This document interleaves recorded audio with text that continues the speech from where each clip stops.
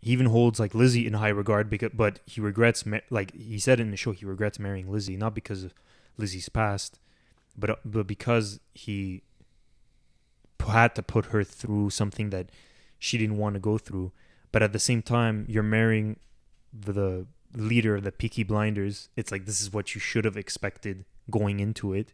And I think a lot of people, not just women, but just people in general, when they go into things and they get very close to someone, they think that they can just change that person, when in reality, what's going to probably happen is they're going to stay the same and you're just going to go along with the ride.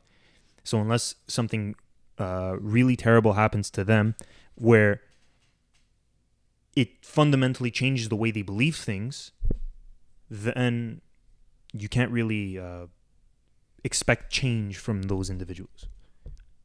I don't know if you have thoughts on that. No, but I agree. Like what you said, He's makes sense. We like the evolution of Thomas Shelby. Very much like happened before the series even started. Yeah, Like you see him at the end of what kind of traumatic events could have changed him into who he is. So there's nothing more that could really happen. Like, I mean, we've seen him deal with his child's death, his wife's death. I mean, all it does is make him more ruthless, yeah, but it doesn't really change the way he thinks. And you have other characters pointing this out to him. They're like, you're allowed to feel sad, you're allowed to feel things, all this kind of crap that they try to tell him, or like, you can start trusting people, all that kind of stuff. And he doesn't, that never really changes. He doesn't really ever change his behavior in that regard. do you know why? Because if he believes that if he shows that emotion, then he's going to begin to buckle and crack under the pressure.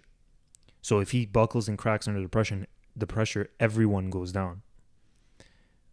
Right? So he's trying to put it away so that he can provide for his family as much as possible, so that his family can be well off in the future. His family can be secured and ready to go for the future.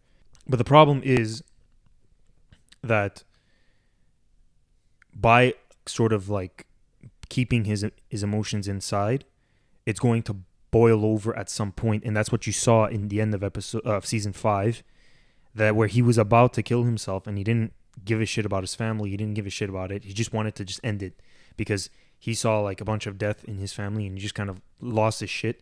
Instead of like letting it out, accepting it, and then moving on, he kept it in, and then it boiled over and caused a lot of trouble later on. And he's selfish in that regard. Yeah. It's you really do see the effect it has on the people around him, the people he claims to care about. His guarded nature, and it's tragic almost, because he sees, keeping himself guarded as a way to guard everyone else. Meanwhile, like, he's not really acknowledging that it's the wrong thing to do. He keeps thinking that, okay, they're going to be pissed in the moment, or they're going to be upset in the moment, or sad in the moment, but then they'll understand in the long term how much better this is, or how much better off they'll be. But he doesn't really take into account like the damage he's doing in real time to Their emotions, not only just his, their feelings and all that. Like, he's just thinking of, like you said, like the transaction, the business, like what's conducted, but he doesn't think of all the other things, or how people are going to perceive him, or how people are going to be like, how he left us, Mm-hmm. Like, he keeps putting himself, it's almost like he has a savior complex. He keeps thinking that it all falls on him. And the only time he trusts people is like, he trusts them to, like, in performative ways. He asks them to do some tasks or things like that. Yeah. But he won't ever like emotionally open up to someone. Yeah. Meanwhile, that would probably be a more effective way to really like the family dynamic. If he would just open up or explain some things ahead of time, like, he has his reasons for not telling people things they don't have to know. Mm-hmm. But for those people, like, they would probably be more inclined to, like, present some more initiative or present more ideas, or, just, I don't know. They would probably take things a lot less seriously. Like, that there was that whole part where after, what was it? I think it was Luca Changretta, the Italian bad guy, right?